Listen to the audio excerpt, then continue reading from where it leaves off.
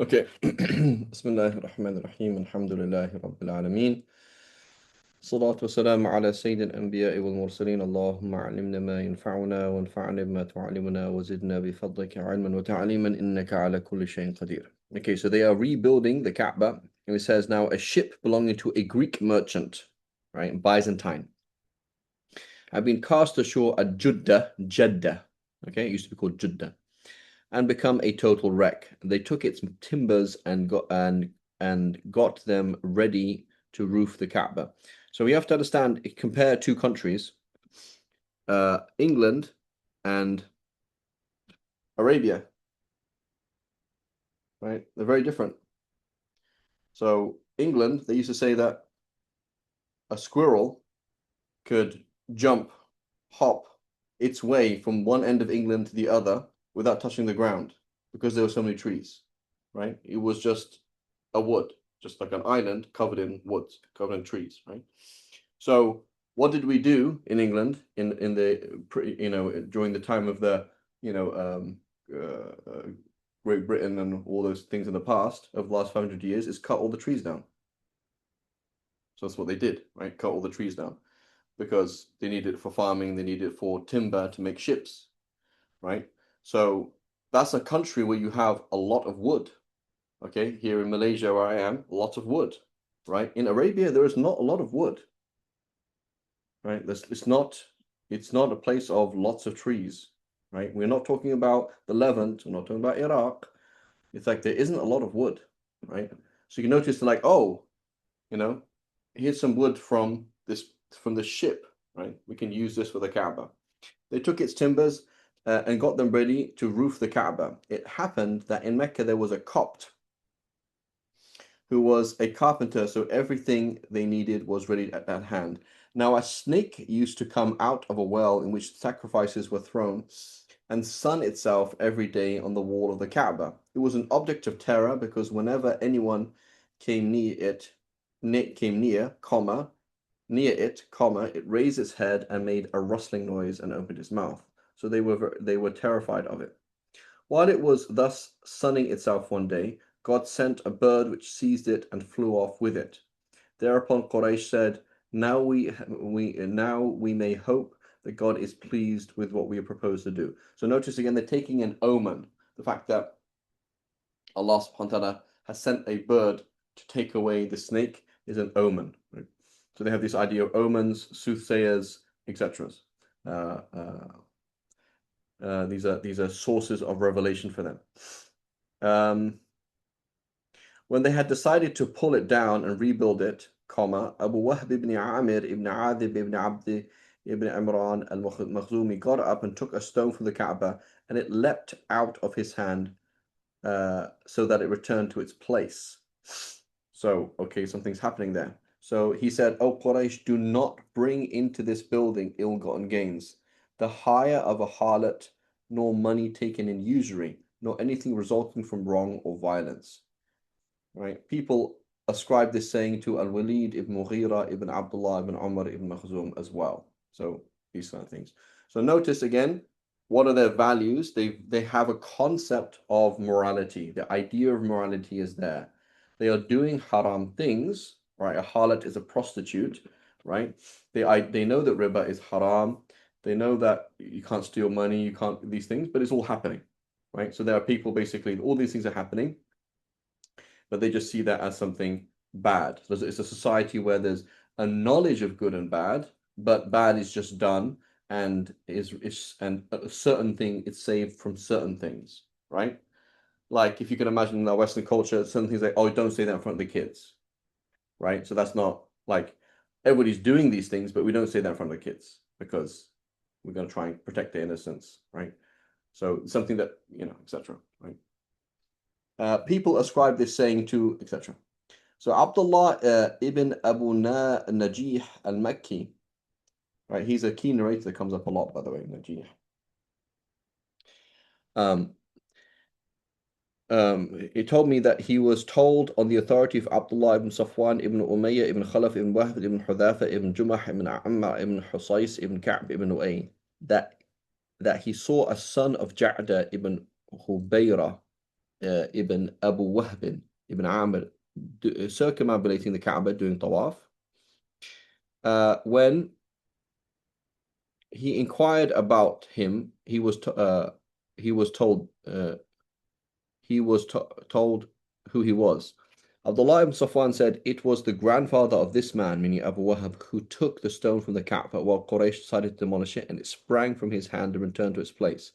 It is he who said the words that we've just been quoted."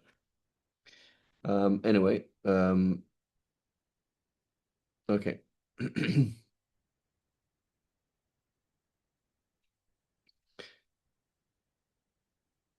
Okay, and then here's some poetry praising him and feeding the poor, right? A pile of ashes lie beneath his cooking pot. He's cooking all the time and feeding people. And he fills his dishes with bread topped by luscious meat, right? And so, just a side point as well. So this is one of these a value. So generosity is a value in the Jahiliyyah and it's a value in Islam, right? And everybody values generosity, right? One of the easiest ways to give da'wah is just give food to people, you know. So soup kitchen, very easy. You don't have to talk too much. There's a need for it, you know. Soup kitchen's a great thing to do. Muslims, non-Muslims, everybody wants to eat, you know. Giving food to your neighbors, it's not that complex, right? Particularly in the post smartphone era. So everyone's like very nervous and they find it very difficult to interact, right? So like inviting people around, even Muslims, you know, like inviting, just having people come around, come and eat, just chill, you know. I remember we had this in like we had this in every week in was it every week or every other week? Can't remember what it was in California. Just like there's no class, just come and eat. That was it. Like it's not like someone's gonna go to someone's house and have a class or do this or do that. It's like and people ask like, what are you doing? Like just hanging out. Like so we're at a stage. There was a time in you know in the Muslims' life where socializing is excess. It's wasting time. You don't need to socialize, right? Qeel wa qal is bad, right? Just chatting, whatever. But we're now in a stage in Islam and a stage in the history of man where people actually have to learn how to socialize, you know? Like you actually have to teach people how to talk and teach people how to sit with other people. You'll be talking to somebody and they pull out their phone, right? Like as if AI was part of the conversation. Like I've seen this situation like as if like there's three people here. It's like really weird, right? Particularly our teenagers, right? So it's a genuinely we're living this really weird time, you know. So like you know, there's certain things that humans need to do, or certain things that Muslims, certain human things that Muslims need to do or not forget. It's like yeah, just can you just sit down with people and eat food with them? You know, it's not that difficult, and you have no idea how it could change someone's life. You know, that person may have never been invited to anybody's house ever before. So what is somewhat simple can sometimes be huge. Like it can be like life changing, you know. And they might open up in a way that they wouldn't open up otherwise. And that it's a big thing, you know. So feeding food, good idea, right? It's a good thing to do. As da'wah to other Muslims, it's a good thing to do.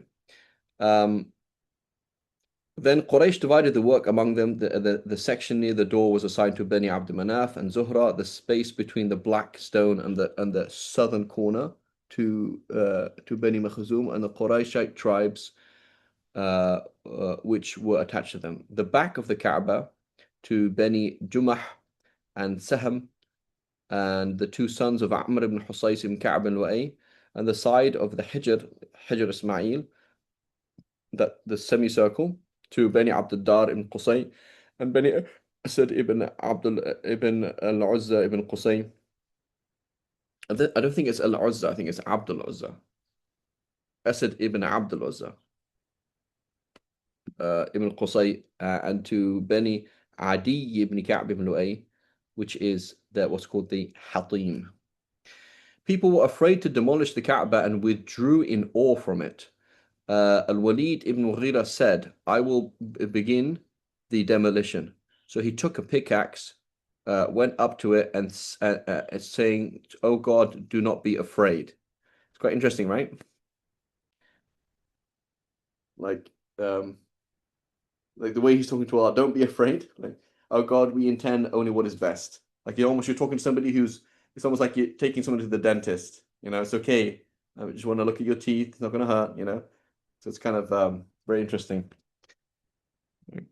Then he demolished the part of two corners. That night the people watched, saying, "We will look out. If he is smitten, i.e., some curse befalls him, we won't destroy any more of it and will restore it as it was. But if nothing happens to him, then God is pleased with what we are doing and we will demolish it." Right. So in reality, this is their basis in Islam, basis in Jahiliyyah. Is this true in Islam? Can we look at worldly repercussions and say, oh look, this is a sign, you know? Like somebody, for example, does something haram and like, well, nothing happened to me, so it must be okay.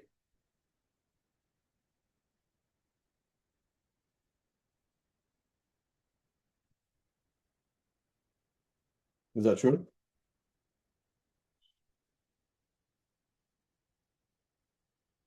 Uh, Look, the religious guy, he ended up in a divorce, and the irreligious guy is still married. What does that tell us? Nothing. Nothing. Maybe he divorced for a good reason. Maybe the guy who's married is married for a bad reason. Doesn't tell us anything. So you can't come along and say things like that, right? You can't come along and say things like that. That doesn't make sense. And nor can you do that. So what is revelation then? Is revelation, Quran and Sunnah, right? You go and ask scholars, is it halal, haram what I'm doing? And they say it's haram. Okay. Then you can't be like, oh, it must be okay because it worked out, you know? Now, now, doing something you know is haram, right?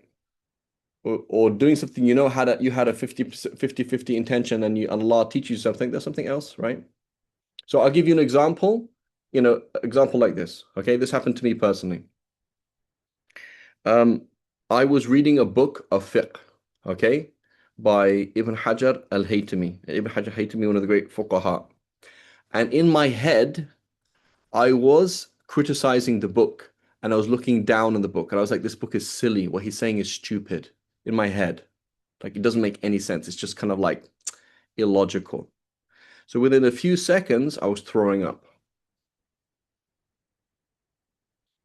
Not a few seconds, maybe a few minutes, I was throwing up.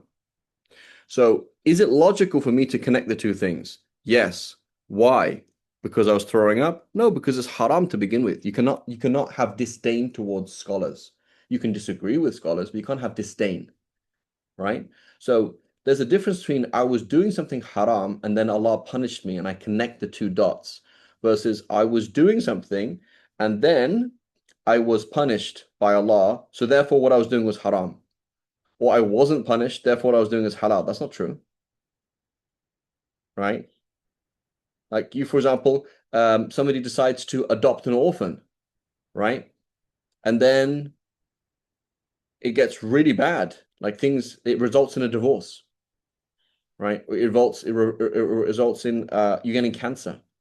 So does that mean I shouldn't have adopted the orphan? So, well, go and ask the fuqaha, is it recommended? So no, what is it? Well, of course, it's a huge thing to do. It's a recommended thing. So you can't connect dots illogically, nor can you define halal and haram based on what happens next, right? It's actually often the worst situation where you do the haram and everything works out. It's actually a very bad situation to be in. May Allah protect us, right? Okay. So in the morning, Al-Walid returned to the work of demolition, and the people worked with him until they got down to the foundation of Ibrahim. They came to upon green stones like camels' humps joined to one another. Very interesting. A certain traditionist, a narrator, told me, i.e., so he's saying, I have a source, but I'm not going to tell you his name, that a man of Quraysh inserted a crowbar between two stones in order to get one of them out. When he moved the stone, the whole of Mecca shuddered, so they left the foundation alone. Right? Basically, they left it like that. So basically, that somehow the Kaaba itself, or the foundations of the Kaaba itself, were holding Mecca together. Right? I was told, so notice his sources, a traditionist, I don't know who that is. I was told, I don't know who told him, that Quraysh found in the corner a writing in Syriac. So Syriac is Aramaic, the basically the same language. This is the sister of Arabic and Hebrew and Ugaritic and something else. So these are what are called um, Northwestern Semitic languages. So the Semitic languages, right? We don't really know where the Semites came from, but basically they are of two types. There's the Eastern and the Western. East is Akkadian, Assyrian with an A-S-S, Assyrian, Elamite, right? This is the language of, so for example, in um, what is it? The Epic of Gilgamesh, right? Cuneiform, right? All that stuff in ancient Babylon, right? Babylonian. That's Eastern. It's called Eastern Semitic. And then we have Western Semitic, right? And that is split into two. Northwestern, which is Hebrew, Arabic, Syriac, or Assyrian. Sorry, not Assyrian. Aramaic, Ugaritic. I think Phoenician, right? And then you have Southern Western, which is like the which is like Sabian. So this is the Queen of Sheba, right? That's down in Yemen. So basically, what's interesting is it seems that I don't know where the Semites came from, but they say, like, for example, the Yemen is the source of the Arabs. It probably wasn't the original source of the Arabs, you know, or that the Arabs are the source of that branch of the Semites. But Arabic is not from Yemen, right? Arabic's sister languages are all in the Levant. So somehow, whenever that was happening, the different Semites of the Levant, they eventually split up, and then the Arabs went south, right? Because the Arabs are then they're going to come north again later on. But when the Muslims came to the Levant, Arabic is spoken by some tribes in the extended Levant, but in the like Levant proper, like sedentary, like the sedentary people of the Levant are not speaking Arabic, right? In the Old Testament, for example, the Canaanites and these people, they're not Arabs, right? These are not. It's not the same language. So anyway, so that's what's called Syriac. They could not understand it until a Jew read it for them. It was as follows: I am Allah, the Lord of Becca. Why is it saying Becca, not Mecca? That's correct, Hadi. Yeah, and it's still spoken today, by the way. Excuse me.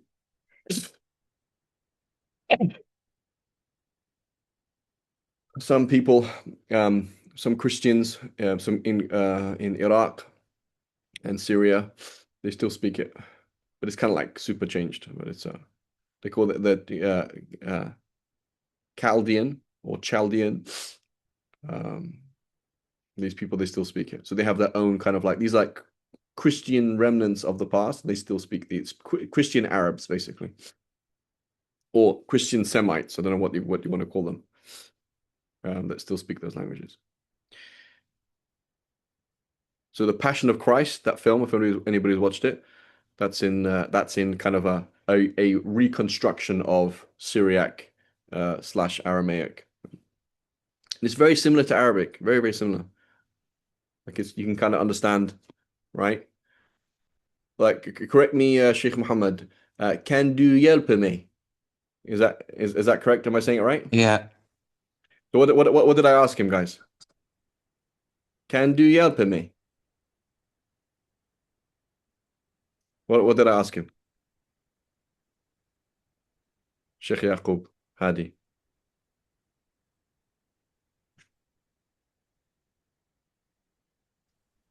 Can you Can you help help me? me, right? That was pretty close, right? So English is Germanic, Norwegian is Germanic. They are the same family of languages, right? So there's certain things you can like, oh yeah, that's pretty easy. I can kind of follow that, right? Other things are going to be completely different, right? So it's a bit like that. Like, yeah, I'm hearing you're like an Arab is hearing Aramaic. Like, yeah, yeah, I understand like a third of what's going on here, right? So as an Arab, you're watching Passion of Christ, it's like, yeah, this is I can kind of follow, but sometimes it's totally different. Instead of saying feel, they say peel, right? They don't have i'rab, right? So in Hebrew, they don't have, in Hebrew, in Aramaic, sorry, Hebrew and the other Eastern, what's it called? The other Western Semitic languages, they don't have it. In Arabic, it is, and it's there. It's also part of the West Eastern thing. So in Aramaic and stuff like that, not Aramaic, um, Akkadian, Babylonian, right? Yeah, Hebrew doesn't have i'rab yet. Yeah. So Elohim, like if you look at the word Elohim, right? That's one of the names of God in the Bible, right? So forgive the tangent, guys, okay? This is like saying Ilahim.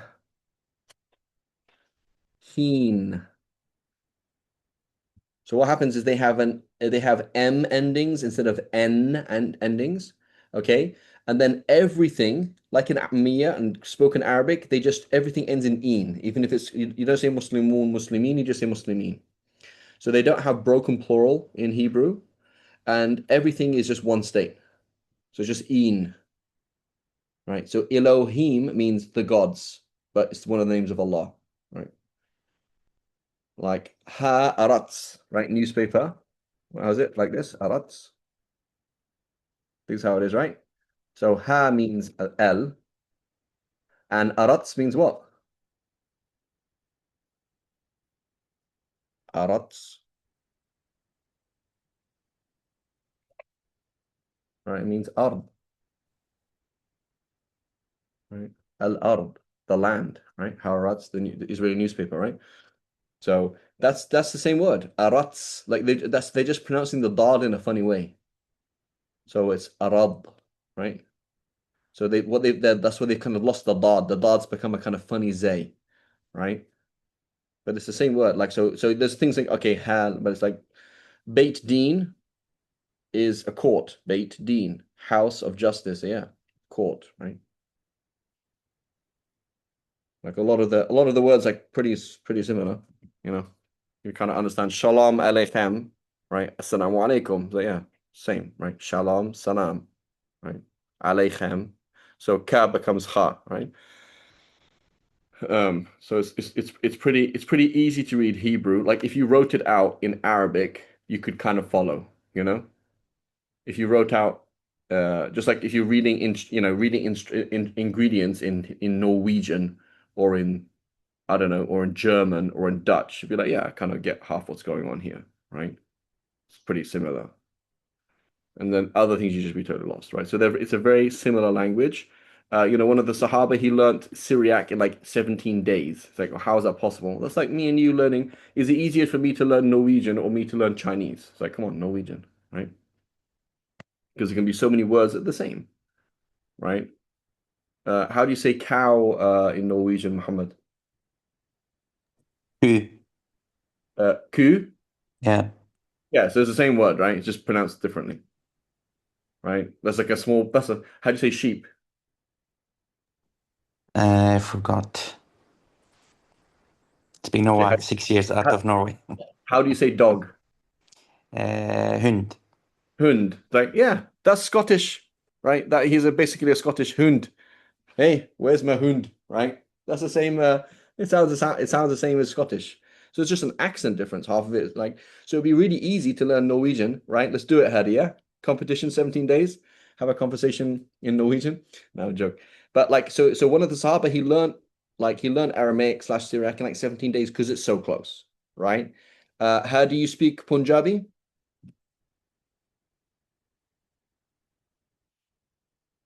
You understand Punjabi. See what I'm saying? Like, see, you know what I mean? Like, I speak Urdu, but I can understand Punjabi because it's pretty similar. They're actually different languages, right?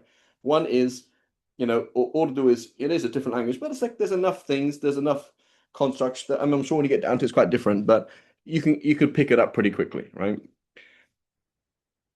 Okay, so same idea. So it says it was follows, I am the Lord of Becca. Why Becca? Why is it called Becca?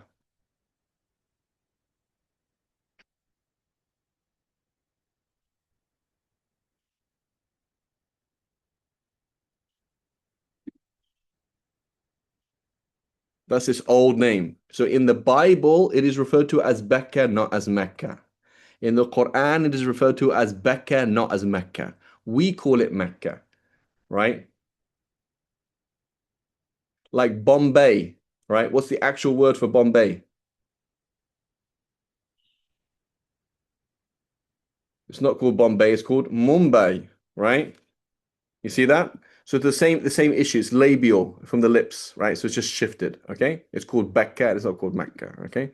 I created it on the day that I created heavens. Where are we? And the earth, and formed the sun and the moon, and I surrounded it with seven pious angels. It will stand while its mountains stand, a blessing to its people with milk and water. I was told that they found in the Maqam a writing. Mecca is God's holy house. Its sustenance comes from three directions. Let its people not be the first to profane it, i.e., nor the last. I don't just show respect to it. Layth ibn Abi Sulaim, who is weak, by the way. Okay, so this is one of the teachers, students of Mujahid. The students of Mujahid and the students of the teachers of Al-A'mash, if some of you used to narrate it, right? The hadith, kun fi dunya ka'annaka gharibun aw abir sabil. Everyone's familiar with that hadith, be in the dunya as if you're a traveler or somebody passing by. It arguably goes through him. That the hadith goes through A'mash to Layth ibn Abi Sulaim, back to Mujahid, back to Ibn Umar, and he's weak, Layth ibn Abi Sulaim, right? So this is one of the teachers, right? So at least I have a source though, right? At least I have a source, and at least I can critique that source. Whereas previously he's saying, somebody told me, I don't know who that is, or I have been told, I don't know who that is. Okay, so remember our process that we was going to judge information, like what are the sources? A lot of information here has no sources, right? So it is kind of, it's just hearsay, right? There's no way of verifying it whatsoever. So Layth ibn Abi Sulaim, he alleged that they found a stone in the Kaaba 40 years before the Prophet's mission. If what they say is true, containing the inscription, he that soweth good shall reap joy, he that soweth evil shall reap sorrow. Can you do evil and be rewarded with good? Nay, as grapes cannot be gathered from thorns. Right? Now, is this notice here, this is a strange place in which to find a quotation from the gospel. Yeah. Matthew 7 here. Isn't that interesting? There's a quote from the Bible there.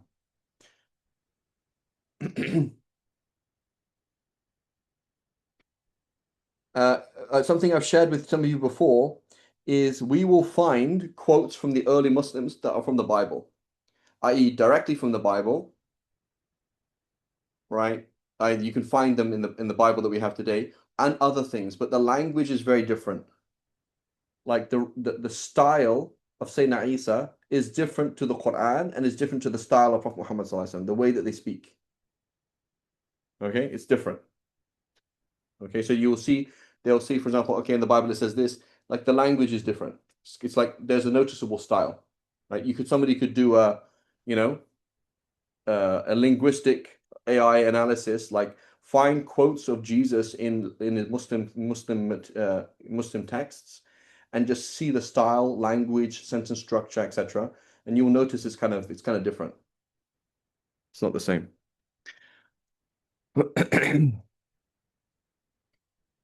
The tribes of Quraysh gathered stones for the building, each tribe collecting them and building by itself until the building was finished, up to the black stone, where controversy arose, each tribe wanting to lift it in its place until they went their several ways, formed alliances, and got ready for battle. So it's a pretty serious thing. The Beni Abdullah brought a bowl full of blood. Then they there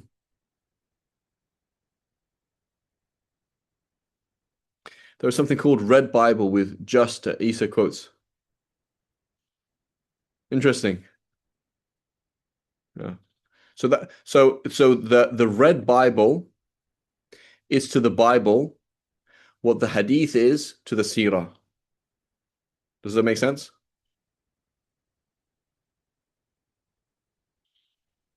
So when you're talking to a Christian, he reads the Bible, which is a series of stories, and you say, oh, here's our hadith, or the Quran is like totally different genre.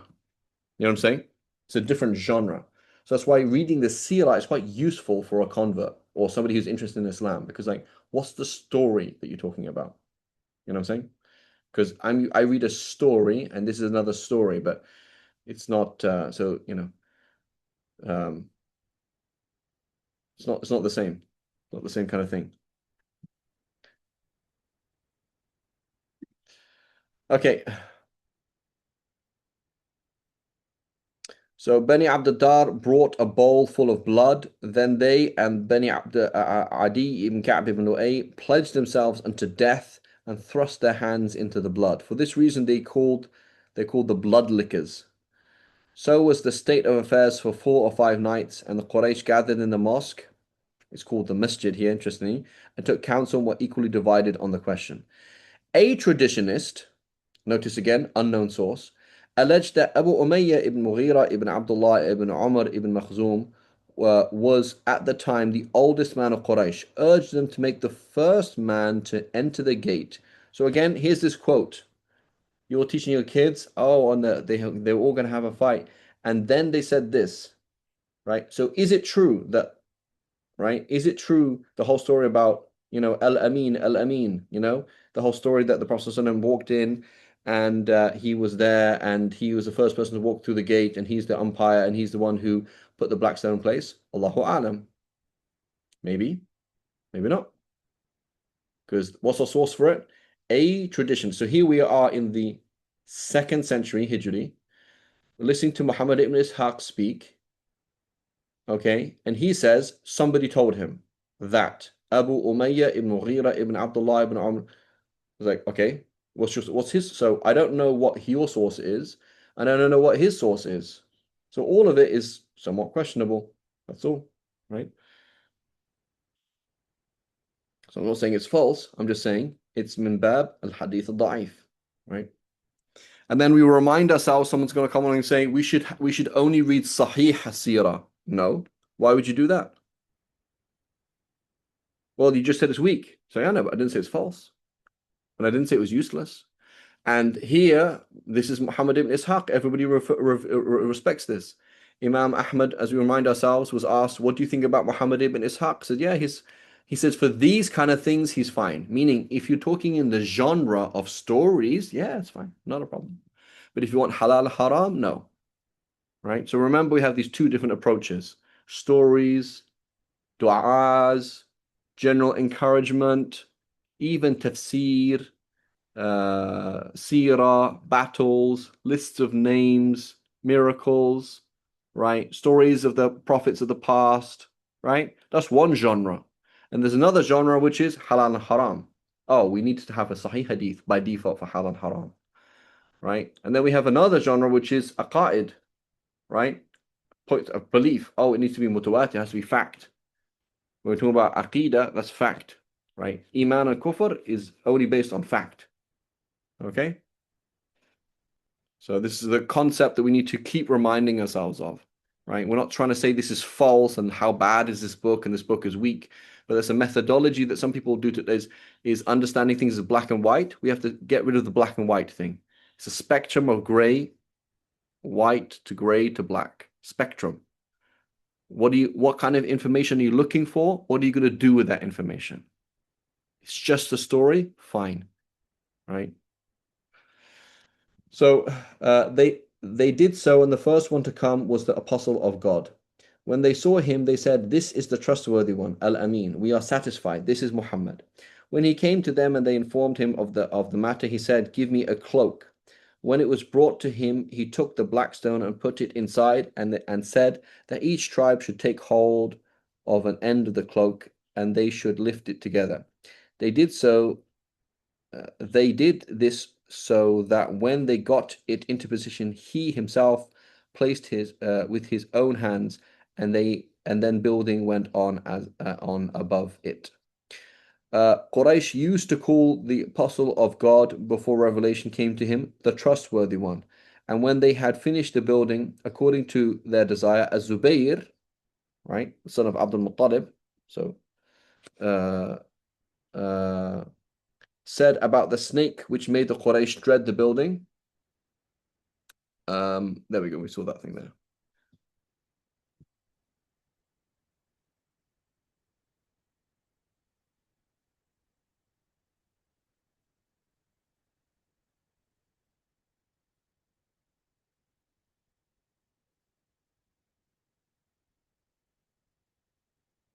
Okay. And then the humps. So it says, I do not know whether it was before or after the year of the elephant that Quraysh invented the idea of humps and put it into practice. Notice he's telling us, I don't know. They said, we are the sons of Abraham and the people of the holy territory, the guardians of the temple and the citizens of Mecca. We are holy. Okay? No other Arabs have rights like ours or a position like ours. The Arabs recognize none as they recognize us, and they do not attach the same importance to the outside country as they do to the sanctuary. If you do, the Arabs will despise taboo and will say they have given the same importance to the outside land as a sacred territory. So what does this mean? Okay, so we have a sacred state, a state of taboo, a state of ihram. When somebody is described as haram, you are haram. This land is haram, and certain things are haram in it. You can't violate certain things, and you can't do certain things. And if you do certain things here, they're worse. Okay, so that's true. So then everything else is non-taboo and is halal, and everything goes. You can do whatever you want. So basically, morality and sacredness is limited to a particular place and a particular time and a particular people. And everything else is whatever. Okay? That's how they're thinking. So now they're going to increase that and they're going to say, you can now not bring in food or clothes from the profane to the sacred. You cannot bring in food or clothes from outside of the haram into the haram, right? Because this place is haram, sacred, and the other place is not sacred. Does that make sense? So that's like saying, for example, Sheikh, can I buy you a car? Sheikh, would you please have my food? Sheikh, do this. And then when the Sheikh goes, you're cussing everybody else out and you show disrespect to this person, disrespect to that person, and you don't care anything, right? Like we know people like that, right? They'll revere the Imam. Imam Sab, can I help you? Imam Sab this. So it's like in their mind, the Imam Sab, like he's something special and everyone else is dirt. Like you can just trample all over them, it doesn't matter, right? So they don't really understand the concept of sanctity.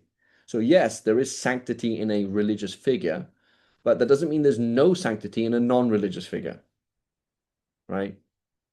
So this is the way many people like Muslims, you treat Muslims in one way, like in the other, I think I had a class yesterday, like, oh, you can't look at a Muslim woman like that, but a non-Muslim woman, oh, that's fine, right? That's not true, right? So like, oh man, dude, you can't look at a Muslim woman like that. That's disrespectful. Like you're like, you have to have respect for her. But like, oh yeah, this woman or whatever, she's dressed like that or what, it doesn't matter. She's already, asqata hurmataha. She's kind of like given up her own sanctity. It's not true. You're not able to give up your own sanctity, right? A human's body, irrespective of what they do, is sacred. And there's certain things that are haram, you can't look at them in a certain way, you can't touch them, etc. They're sacred. So things are sacred, even if other things are more sacred, right? It's not true to say that certain things are sacred, other things are not sacred, right? So may Allah protect us all from having that kind of misunderstanding. So anyway, they said they have given the same importance. So they gave up the halt at Arafah and the departure from it. So to do the wuquf at Arafah, to stop at Arafah, they said we're not going to do that, right? While they recognized that there were institutions of the pilgrimage and the religion of Abraham. So they said we're not going to do that. So basically, there's two types of Hajj, Meccan and non-Meccan. The Meccan does not go to Arafah anymore because that's part of the Hill, that's part of the non-sacred place. Okay? And there then are rules. If you are not from the Quraysh and you're coming into the Haram, there's going to be these other rules as well. So they considered that other Arabs should halt there and depart from the place. So that's why Allah subhanahu wa ta'ala mentions, ثُمَّ أَفِيضُوا مِنْ حَيْثُ أَفَاضَ النَّاسِ. Then come and pour forth, come forth from Arafah, okay? And then you're going to spend the night at Muzdalifah and come and do tawaf min haythu afad al-nas, when the nas, the non-Quraysh, do what's it called? Do Hajj, do that tawaf. Okay, so the Quraysh had said, yeah, we know that's part of the way of Ibrahim, but we can't do that because of we've changed the way of Ibrahim. But now the Nas, meaning the non-Quraysh, the people, meaning the non-Quraysh, the hoi polloi, you could say, right? The riffraff, they're gonna come from Arafah, go to Mina, and then go to Muzdalifah, go to Mina the next day, and then they're gonna do the tawaf. But we're not gonna do that. Okay, the goyim, yeah. What's wrong with saying hoi polloi? By the way, the hoi polloi. That means like the riffraff. What's wrong with it is the word hoi in Greek means the. So you're saying the people. It doesn't make any sense, right? It's like the Sahara Desert. What's wrong with saying the Sahara Desert? Like saying the desert. Exactly. Right. We have a river in England called the River Avon. Avon in Welsh means river. So you called it the river.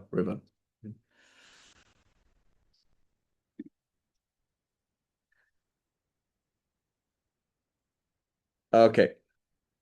So, but they said, we are the people of the sanctuary, so it's not fitting for us to go out from the sanctuary and honor other places, as we, the hummus, honor that. For the humps are the people of the sanctuary. So they basically made themselves a priestly class, basically. Then they proceeded to deal in the same way with Arabs who were born within and without the thing. So Kinan and Khuza'a joined them in this. The Humps went on to introduce innovations for which they had no warrant. They thought it wrong that they should eat cheese made of sour milk or clarified butter while they were in a state of taboo. So they made certain food haram.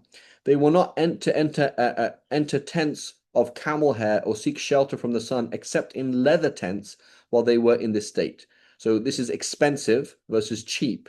So we have to go to the Hilton, otherwise it would be haram. Like that's what they're kind of saying, right?